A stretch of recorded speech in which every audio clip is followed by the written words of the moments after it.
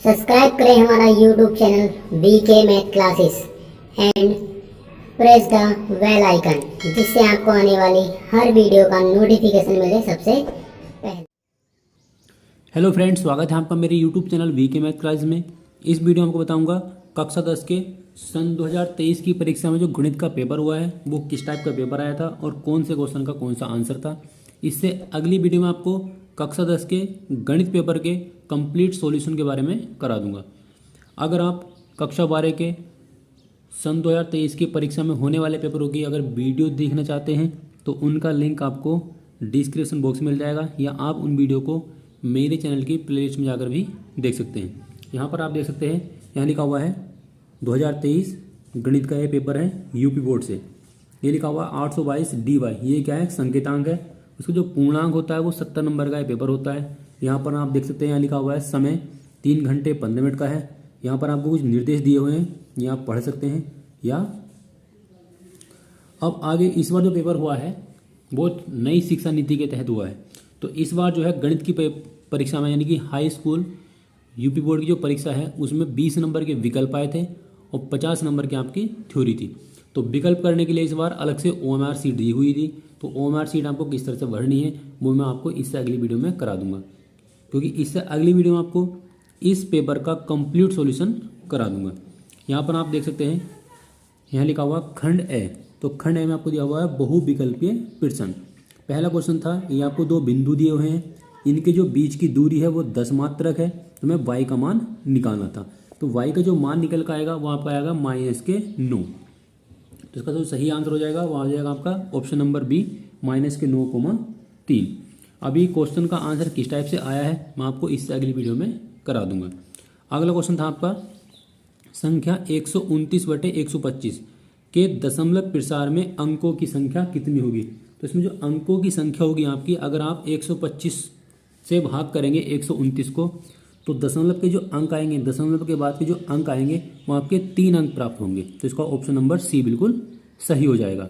Next question था आपका question number 3, 26,156 का जो लैस है वो 156 है। तो इसका में से कितना होगा? इसका जो में से होगा वो आपका 26 होगा। ऑप्शन नंबर 3 बिल्कुल सही हो जाएगा।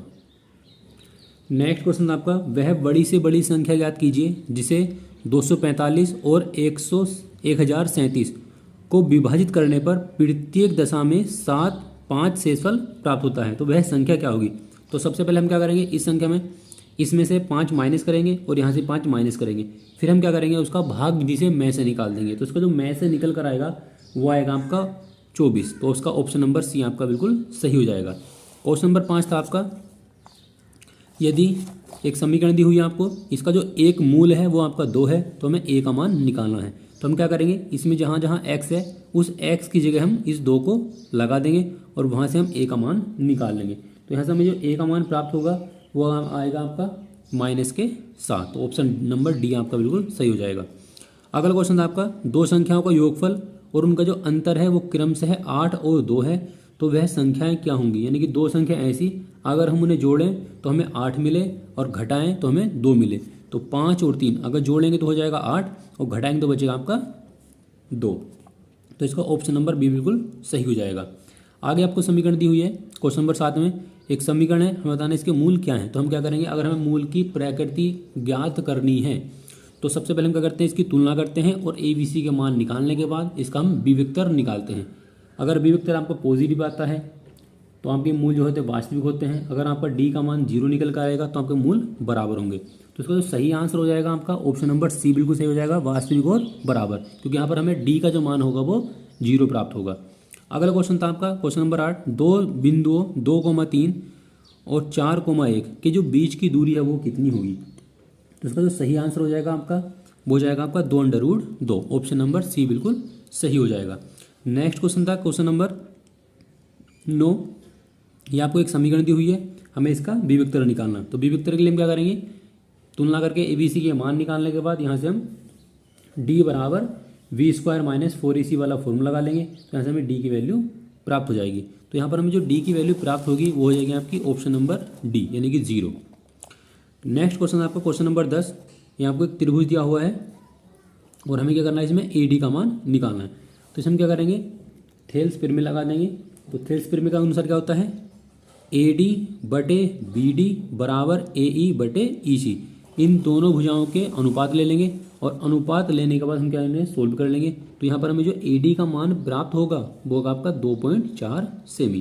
तो इसका ऑप्शन नंबर C बिल्कुल सही हो जाएगा।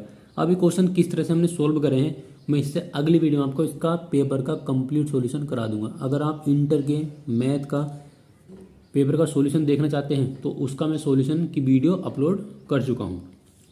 क्वेश्चन नंबर 11 था आपका, दो त्रिभुज दिए हैं, उनकी जो ऊंचाइयां हैं वो 3 और 4 हैं। त्रिभुजों के क्षेत्रफलों का अनुपात हमें निकालना है। तो त्रिभुजों के क्षेत्रफल का अनुपात हो जाएगा आपका 3 का स्क्वायर हो जाएगा 9 और 4 का हो जाएगा आपका 16। तो 3 9 अनुपात 16। ऑप्शन नंबर ए बिल्कुल सही हो जाएगा। नेक्स्ट क्वेश्चन है आपका क्वेश्चन नंबर 12। एक आपको त्रिज्या खंड दिया हुआ है, इस त्रिज्या खंड का हमें क्षेत्रफल निकालना है। तो यहाँ पे थीटा की वैल्यू दे रखी है, ये हो जाएगी आपकी इसकी त्रिज्या। तो थीटा की वैल्यू आपको है दी हुई है और आर की वैल्यू दी हुई है। तो हम क्या करेंगे, त्रिज्या खंड का क्षेत्रफल निकाल लेंगे। तो त्रिज्या खंड का क्षेत्रफल यहाँ से अगर हम सोल्व करके निकालेंगे तो वो निकल आएगा आपका 4.19 सेमी स्क्वायर। तो ऑप्शन नंबर बी बिल्कुल सही है। क्वेश्चन नंबर आपका 13 है, यहाँ आपको एक 2 tan square 45 plus cos square 30 minus sine square 60 का मान हमें निकालना है। तो इसका जो वैल्यू निकल कर आएगी वो आएगी आपकी 2। ऑप्शन नंबर सी बिल्कुल सही हो जाएगा। नेक्स्ट क्वेश्चन था आपका क्वेश्चन नंबर 14। यहाँ आपको एक समीकरण दी हुई है, मतलब सवाल दिया हुआ है ट्रिग्नोमेट्री का, cos square 67 minus sine square 23, इसका हमें मान निकालना है। इसको सही आंसर हो जाएगा वो हो जाएगा आपका ऑप्शन नंबर सी यानी कि 0। नेक्स्ट क्वेश्चन आपका क्वेश्चन नंबर 15। एक त्रिभुज दिया हुआ है, उस त्रिभुज के अंदर कोण सी जो है वो 90 डिग्री है। tan ए का मान आपको 1/√3 दे रखा है। तो निम्नलिखित का मान हमें निकालना है, यानी कि हमें इस समीकरण का मान निकालना है। तो इसका जो सही आंसर हो जाएगा वो हो जाएगा आपका ऑप्शन नंबर सी यानी कि 1। नेक्स्ट क्वेश्चन था आपका क्वेश्चन नंबर 16। ये आपको एक सारणी दी हुई है, हमसे कहा गया इसका माध्य निकालिए। तो माध्य का मतलब है हमें इसका समांतर माध्य निकालना है। तो समांतर माध्य हम निकालेंगे तो इसका समांतर माध्य निकल का आएगा वो आएगा आपका ऑप्शन नंबर बी यानी कि 24.4 इसका माध्य निकल का आएगा। अगला क्वेश्चन था आपका क्वेश्चन नंबर 17। यदि एक वृत्त का परिमाप और एक वर्ग का जो परिमाप है वो क्या आपस में बराबर है, तो उनके क्षेत्रफलों का अनुपात हमें निकालना है। तो उनके क्षेत्रफलों का जो अनुपात निकल कर आएगा वो आएगा आपका ऑप्शन नंबर बी यानी कि 14:11। नेक्स्ट क्वेश्चन था आपका क्वेश्चन नंबर 18। एक आयताकार कागज है, उसकी लंबाई या चौड़ाई इतनी दे रखी है, उसे मोड़कर हमने एक खोखला बेलन बना दिया। इसकी ऊंचाई कितनी है, 40 सेमी है। तो बेलन की हमें बतानी है त्रिज्या कितनी होगी। तो इसकी जो त्रिज्या हो जाएगी आपकी वो हो जाएगी 3.5 सेमी यानी कि ऑप्शन नंबर 1 बिल्कुल सही हो जाएगा।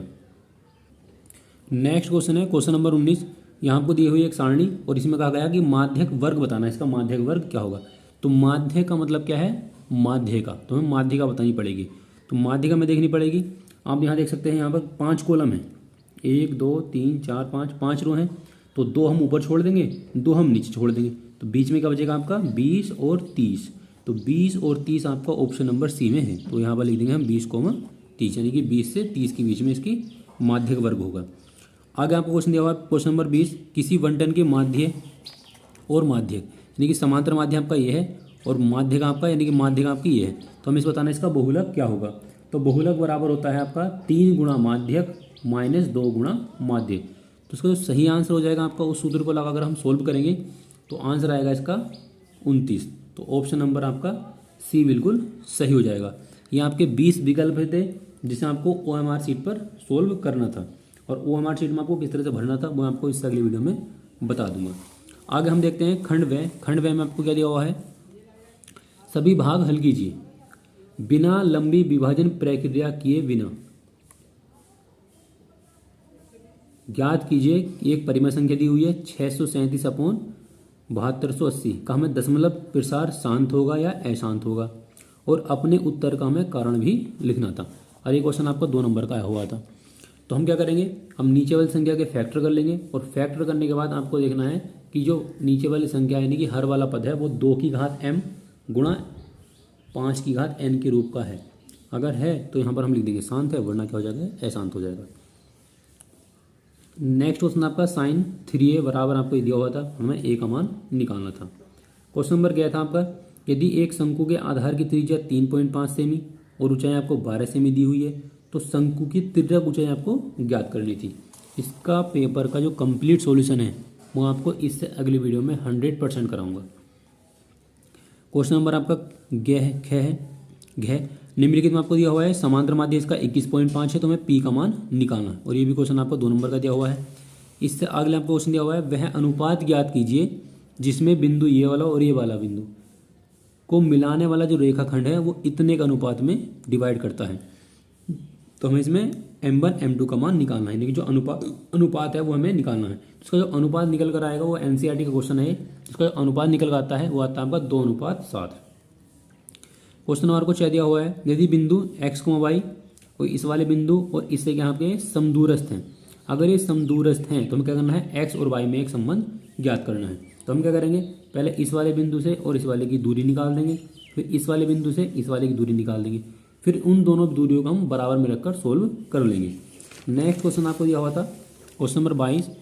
क्वेश्चन नंबर 22 में कहा गया है कि इन्हीं 5 भागों को हल करना है। पहला क्वेश्चन आपका द्विघात समीकरण दे रखी है, इसका विविक्तर ज्ञात कीजिए और फिर मूलों की प्रकृति ज्ञात कीजिए। तो हम विविक्तर निकाल लेंगे, डी का मान निकालने के बाद अगर आपका डी का जो मान है वो 0 निकल कर आएगा तो बराबर हो जाएंगे। डी का मान अगर पॉजिटिव होगा तो वास्तविक हो जाएंगे और डी का मान अगर आपका निगेटिव निकल कर आएगा तो ये हो जाएगा अवास्तविक, हम इसे काल्पनिक भी कह सकते हैं। अगला क्वेश्चन था आपका 2 क्रमागत धन समपूर्णांकों के जो वर्गों का योग है वो आपको 340 है, तो वे संख्याएं क्या होंगी वो हमें बतानी थी। इससे अगला क्वेश्चन दिया होता है एक त्रिभुज बनाना है, ये रचना है आपकी। ये जो आपका क्वेश्चन है वो 11.1 में से आया हुआ है और एनसीईआरटी किताब का ये क्वेश्चन है, मतलब जो पूरा पेपर है वो एनसीईआरटी से ही लिया गया है, कोई अदर बुक से ये क्वेश्चन पेपर नहीं लिया गया है। तो आप अगर 2024 की परीक्षा की तैयारी करना चाहते हैं हाई स्कूल की, तो आप एनसीईआरटी का मैथ का रिविजन अच्छी तरह से कर लें। आगे आपको क्वेश्चन दिया हुआ है क्वेश्चन नंबर घ, यहाँ आपको एक ट्रिग्नोमेट्री का ऊंचाई दूरी का सवाल दिया हुआ है। इससे अगला क्वेश्चन आपको दिया हुआ है क्वेश्चन नंबर ल समांतर माध्य में ज्ञात करना है। यहाँ आपको एक टेबल दी हुई है, इसका हमें क्या निकालना है, समांतर माध्य निकालना है। इससे आगे आपको क्वेश्चन दिया हुआ है क्वेश्चन नंबर 6, इसमें 6 क्वेश्चन दिए हुए हैं और हमें केवल 5 ही क्वेश्चन सोल्व करने हैं, तो हम 5 क्वेश्चन कोई से भी सोल्व कर सकते हैं। यहाँ पर क्या निकालना है आपको, माध्यक निकालना है। माध्यक को हम बोलते हैं माध्यिका, तो हमें इसकी माध्यिका निकालनी है। अगर आपसे बोलता है माध्य तो हमें समांतर माध्य निकालना है। अगर आपसे कहता है माध्यक तो हमें इसका क्या निकालना है, माध्यिका निकालनी है, जिसमें हमें संचय बारहमारता निकालनी पड़ती है। जिसमें हम क्या करेंगे, इसमें हम 4 कॉलम बनाएंगे, इसमें हम क्या करेंगे 3 कॉलम बनाएंगे। ये सवाल होगा 4 कॉलम से सोल्व, ये सवाल होगा आपका 3 कॉलम से सोल्व होगा। नेक्स्ट क्वेश्चन है क्वेश्चन नंबर 23। ये आपको एक समीकरण दी हुई है, हल कीजिए और ये आपका जो क्वेश्चन है वो 6 नंबर का दिया हुआ है। या तो आप ये वाला क्वेश्चन सोल्व कर सकते हैं या इसी के अथवा में आपको दे रखा है 2 अंकों से बनी एक संख्या एवं उसके अंकों को पलटने पर बनी जो संख्या है उसका जो योगफल है वो कितना आपका 66 है। यदि संख्या के अंकों का अंतर 2 है तो वह संख्या क्या होगी, ये हमें बताना था। या तो आप ऊपर वाला क्वेश्चन सोल्व कर सकते हैं या इससे आप नीचे वाला क्वेश्चन भी सोल्व कर सकते हैं। नेक्स्ट क्वेश्चन था आपका क्वेश्चन नंबर 24। 60 मीटर ऊंचे किसी भवन के शिखर से किसी मीनार के शिखर और उसके जड़ बिंदु का जो अवनमन कोण है वो आपका 30 और 60 है, तो मीनार की ऊंचाई क्या होगी आपको बताना था। ये भी क्वेश्चन आपको ऊंचाई दूरी से लिया गया है। आप ये वाला क्वेश्चन सोल्व कर लो या फिर आप ये वाला क्वेश्चन सोल्व कर सकते हैं, दोनों ही क्या है ऊंचाई दूरी से क्वेश्चन लिए गए हैं। क्वेश्चन नंबर आपका 25 था, धातु के ठोस गोले को पिघलाकर जिसकी त्रिज्या 10.5 सेमी है छोटे ठोस अंकों में दोबारा बनाया गया, मतलब कि एक बड़ा गोला है उस गोले को पिघलाया और हमने क्या करा अनेक छोटे शंकु बना दिए। अब जिनमें क्या कर रखा है प्रत्येक में त्रिज्या उनकी इतनी है, जो शंकु बनाए गए हैं उनकी त्रिज्या इतनी है और उसकी ऊंचाई इतनी है, तो कुल कितने प्रकार के शंकु बनेंगे। तो हम क्या करेंगे दोनों यानी कि गोले का आयतन, जो बड़ा गोला पिघलाया है उसका आयतन और जो चीज़ हमने बनाई है क्या बनाया हमने शंकु बनाया है, तो बराबर रख देंगे शंकुओं का आयतन और शंकु का आयतन हम गुणा कर देंगे n से, क्योंकि हमें n की वैल्यू निकालनी पड़ेगी। ये हम सीधी भाषा में कहें तो हमें करना पड़ेगा n का लग गया है संख्या है जो हमें निकालनी है, तो n बराबर हो जाएगा आपका गोले का आयतन बटे शंकु का आयतन, उसे हम सोल्व कर लेंगे और वहाँ से हमें शंकुओं की संख्या प्राप्त हो जाएगी, कितने शंकु बनेंगे। नेक्स्ट क्वेश्चन आपका इसी के अथवा में दे रखा है, 1 सेमी व्यास वाली 8 सेमी लंबी तांबे की एक छड़ को समान मोटाई वाले 18 मीटर एक लंबे तार के रूप में खींचा गया, तार की मोटाई हमें निकालनी। ये भी क्वेश्चन सेम ऐसी है। अगर हम किसी भी चीज़ को पिघलाकर कोई अन्य वस्तु बना रहे हैं तो दोनों का हमें आयतन बराबर रखना पड़ता है। अब ये जो क्वेश्चन आपको दिए हुए हैं ये हिंदी में दिए हुए हैं। अगर आप यूपी बोर्ड से इंग्लिश मीडियम के स्टूडेंट हैं, यानी कि आप इंग्लिश में पेपर को सोल्व करना चाहते हैं, तो उसका आपको इंग्लिश वर्जन भी इस बार दिया गया था। यहाँ पर आप देख सकते हैं, यहाँ पर कुछ इंस्ट्रक्शन दिए हुए हैं, विद्यार्थी को निर्देश दिए हुए हैं आपको किस तरह से करना है। अब जो क्वेश्चन आपको हिंदी में दिए हुए हैं उनका ट्रांसलेशन, कंप्लीट ट्रांसलेशन जो है आपका वो इंग्लिश में दिया गया है, यहाँ पर आप देख सकते हैं। अब चाहे तो आप इसका स्क्रीनशॉट भी ले सकते हैं। जितने क्वेश्चन आपको हिंदी में हैं वही ये क्वेश्चन आपको इंग्लिश में भी दिए हुए हैं। अगर आप इंग्लिश के स्टूडेंट हैं तो आप इन क्वेश्चन को देख सकते हैं या आप इनका एक स्क्रीनशॉट भी ले सकते हैं। इससे अगली वीडियो में आपको इस पेपर का कंप्लीट सॉल्यूशन कराऊंगा और हाई स्कूल की 2023 की परीक्षा में जितने भी पेपर हुए हैं उनका मैं आपको कंप्लीट सॉल्यूशन आपके चैनल पर अपलोड कर दूंगा। आई होप कि आपको वीडियो अच्छी लगी होगी। वीडियो अच्छी लगी हो तो वीडियो को लाइक करें, शेयर करें और मेरे चैनल को सब्सक्राइब करें। अगर आप इंटर के 2023 या 2022 या 2023 की पेपर की वीडियो देखना चाहते हैं तो उनका लिंक आपको डिस्क्रिप्शन बॉक्स में मिल जाएगा, या आप उन वीडियो को मेरे चैनल की प्लेलिस्ट में जाकर भी देख सकते हैं।